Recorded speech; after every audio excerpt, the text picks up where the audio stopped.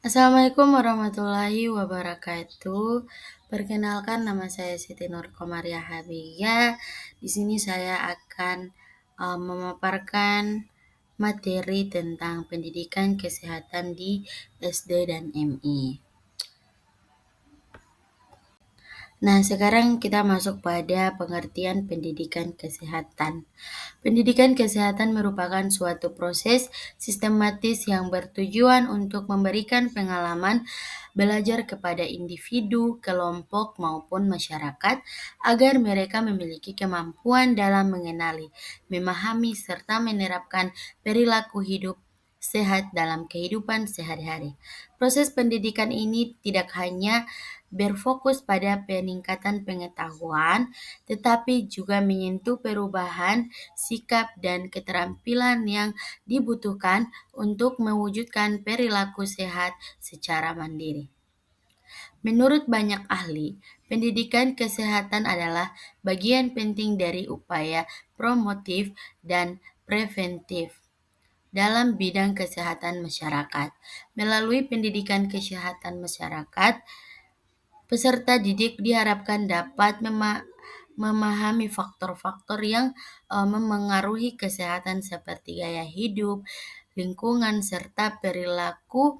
Dengan demikian, pendidikan kesehatan menjadi alat strategis untuk meningkatkan hidup sejak usia dini. Nah, selanjutnya kita ke tujuan pendidikan kesehatan di SD MI.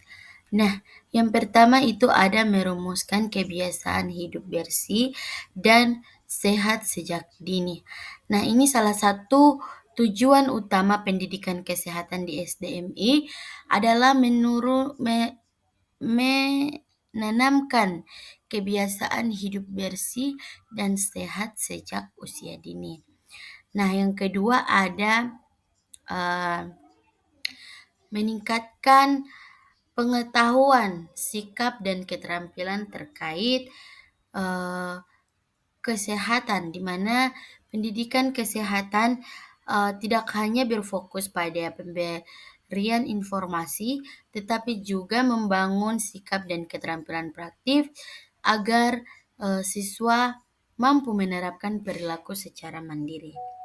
Yang ketiga, ada mencegah penyakit menular. Nah, di mana lingkungan sekolah merupakan tempat yang memungkinkan penyebaran penyakit menular seperti ISPA, diare, influenza, atau DBD. Nah, pendidikan kesehatan ini berfungsi sebagai upaya preventif untuk mengurangi risiko penyakit tersebut melalui penguatan perilaku hidup bersih dan pemahaman cara mencegah penularan penyakit. Yang keempat ada membantu anak tumbuh dan berkembang secara optimal, di mana kesehatan merupakan fondasi bagi pertumbuhan fisik, perkembangan kognitif, emosional, dan sosial anak. Melalui pendidikan kesehatan, siswa diperkenalkan pada pola hidup sehat seperti konsumsi makanan bergizi, seimbang, aktivitas fisik, dan kebersihan diri, sehingga tumbuh kembang mereka dapat berlangsung optimal. Yang kelima, ada membentuk budaya sehat di lingkungan sekolah, di mana tujuan lain dari pendidikan kesehatan adalah menciptakan budaya sehat yang menjadi norma positif di lingkungan sekolah. Budaya sehat tercermin dari kebersihan lingkungan, pola interaksi yang mendukung kesehatan, serta perilaku guru dan siswa menjadi teladan dalam menciptakan lingkungan sekolah yang aman dan higienis. Nah, selanjutnya kita ke materi kesehatan diri, di mana kesehatan diri pada jenjang SDMI adalah fondasi utama pendidikan kesehatan yang berfokus pada upaya agar siswa itu dapat memelihara kebersihan dan kesehatan tubuhnya sendiri. Hal ini mencangkup serangkaian kebiasaan dasar seperti mandi teratur, mencuci tangan, pakai sabun, menjaga kesehatan gigi dan mulut, serta memelihara kebersihan kuku dan pakaian. Penanaman materi ini sangat krusial di usia sekolah dasar karena merupakan masa pembentukan karakter dan kebiasaan. Tujuannya adalah agar siswa mampu mandiri mencegah masuknya penyakit ke dalam tubuh, meningkatkan rasa percaya diri dalam berinteraksi sosial, serta menjaga kondisi fisik tetap prima untuk mendukung konsentrasi belajar yang optimal di kelas. Selanjutnya, kesehatan lingkungan. Kesehatan lingkungan di sekolah adalah upaya menciptakan kondisi fisik lingkungan belajar yang bersih, aman, dan sehat untuk memutus mata rantai penularan penyakit. Fokus utamanya meliputi ketersediaan air bersih, sanitasi yang layak, pengelolaan sampah yang benar, ventilasi udara yang baik, serta kantin yang higienis. Lingkungan sekolah yang buruk dapat menjadi sarang penyakit menular seperti diare, demam berdarah atau DBD, ISPA, dan cacingan. Oleh karena itu, menjaga kesehatan lingkungan bukan hanya tugas penjaga sekolah, melainkan tanggung jawab kolektif seluruh warga sekolah melalui pembiasaan, piket, pemilihan sampah, dan gerakan pemberantasan sarang nyamuk atau PSN agar proses belajar mengajar dapat berjalan dengan nyaman dan optimal. Selanjutnya kita ke gizi dan makan sehat. Nah, gizi seimbang adalah pondasi utama bagi pertumbuhan fisik dan perkembangan anak SD 6-12 tahun. Nutrisi yang tepat tidak hanya memperkuat sistem imun, tetapi juga meningkatkan konsentrasi dan juga daya ingat yang krusial untuk belajar. Sebaliknya, asupan gizi buruk atau tinggi gula atau garam membuat anak lemas dan sulit fokus. Oleh karena itu, penerapan edukasi isi piringku, penyediaan kantin sehat, dan peran aktif orang tua sangat mutlak diperlukan demi mencetak siswa yang sehat dan berprestasi. Nah, gizi pada anak SD itu ada 3. Yang pertama, mendukung pertumbuhan fisik. Nutrisi atau protein dan kalsium memastikan pertumbuhan tulang dan otot yang optimal. Yang kedua, bahan bakar otak, di mana gizi seimbang diperlukan agar otak dapat bekerja maksimal, meningkatkan konsentrasi dan daya ingat saat belajar. Yang ketiga, benteng kekebalan. Makanan sehat atau vitamin dan mineral membantu tubuh melawan kuman dan penyakit, sehingga anak tidak sering absen.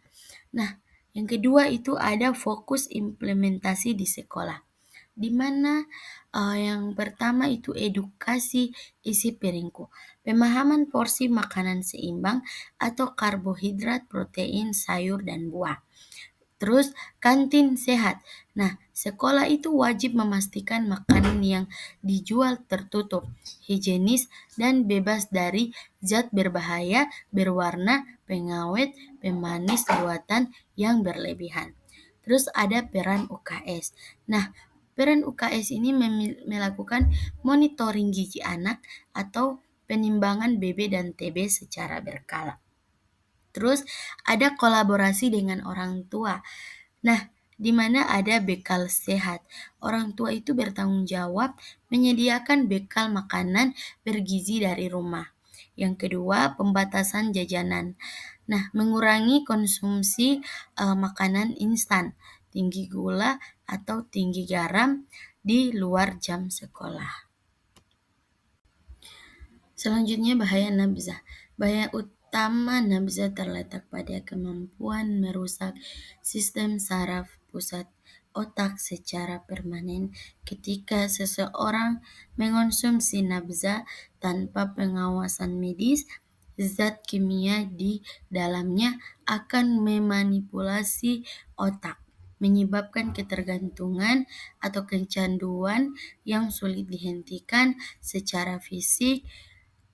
Hal ini memicu kerusakan organ vital seperti hati, jantung, dan paru-paru, sehingga risiko kematian akibat overdosis Dampak penyalahgunaan penggunaan tanpa pengawasan medis sangat berbahaya karena menyebabkan 1.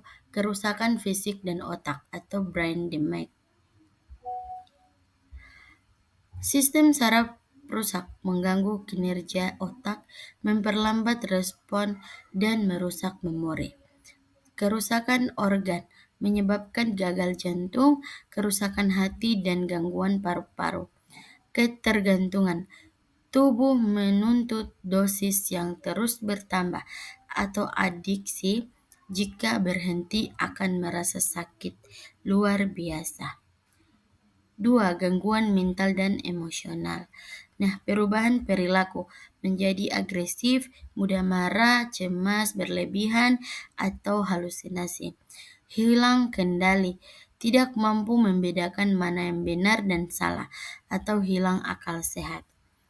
Terus ada hancurnya masa depan atau dampak sosial. Nah, putus sekolah, motivasi belajar hilang total, sering bolos dan dikeluarkan dari sekolah. Kriminalitas, di mana memicu tindakan mencuri atau berbohong demi mendapatkan uang untuk membeli narkoba. Terus ada kematian, resiko overdosis atau penyakit menular HIV atau AIDS akibat jarum suntik. Selanjutnya ada bahaya rokok. Di dalam rokok terkandung lebih dari 4.000 zat kimia berbahaya dan sekitar 70 diantaranya bersifat karsinogenik atau pemicu kanker. Di antara zat berbahaya tersebut, 3 yang paling sering disebut adalah nikotin, tar, dan karbon monoksida. Nikotin bersifat sangat adiktif sehingga menyebabkan ketergantungan. Tar dapat mengendap di paru-paru dan merusak jaringan. Sementara karbon monoksida menghambat kemampuan darah membawa oksigen. Asap rokok juga mendukung berbagai senyawa toksik seperti benzena, formaldehida, amonta, dan mencakup iritasi tenggorokan. Berkurangnya kapasitas paru-paru dan peningkatan denyut jantung dalam jangka panjang. Kebiasaan merokok meningkatkan risiko kanker paru-paru, penyakit jantung, koroner, stroke, penyakit paru obstruktif kronis, serta gangguan kehamilan. Selanjutnya ada bahaya alkohol. Nah, alkohol ini adalah minuman yang mengandung etanol C2H5OH, yaitu hasil fermentasi gula oleh ragi yang bersifat depresan sistem saraf pusat. Artinya alkohol bekerja memperlambat aktivitas otak dan menurunkan kemampuan berpikir, mengambil keputusan, dan mengendalikan diri. Pada kadar rendah, alkohol dapat menimbulkan efek seperti rasa tenang atau euforia, namun konsumsi berlebihan akan menyebabkan gangguan koordinasi, bicara tidak jelas, penurunan kesadaran, hingga keracunan alkohol yang dapat membahayakan nyawa. Yang pertama itu bahaya fisik dan kesehatan. Nah, kerusakan hati. Konsumsi berlebihan menyebabkan hati bekerja terlalu keras dan rusak permanen atau sirosis. Terus gangguan fisik menyebabkan gangguan koordinasi, mabuk, hingga risiko keracunan yang fatal. Yang ketiga itu ada kecanduan, dapat memicu ketergantungan. Yang kedua ada dampak khusus pada siswa dan atau remaja. Kerusakan otak. Otak remaja yang masih berkembang rentan mengalami gangguan memori dan fokus. Terus yang kedua prestasi menurun, hilangnya konsentrasi dan motivasi belajar. Terus ada perilaku bersikap, memicu kekerasan, perkelahian, membolos, dan meningkatkan risiko penyalahgunaan zat lain. Nah, sekarang kita sudah memasuki pada kesimpulan, di mana pendidikan kesehatan di SD/MI merupakan upaya penting dalam membentuk kebiasaan hidup sehat sejak dini. Penerapannya harus mencakup aspek pengetahuan, keterampilan, dan pembiasaan melalui kolaborasi antara sekolah, guru, orang tua, dan puskesmas dengan perencanaan yang baik dan fasilitas yang mendukung. Pendidikan kesehatan mampu meningkatkan derajat kesehatan anak dan kualitas lingkungan sekolah. Baik, itulah pemaparan materi dari saya. Lebih dan kurangnya mohon maaf. Wabillahi taufiq wal hidayah. Wassalamualaikum warahmatullahi wabarakatuh.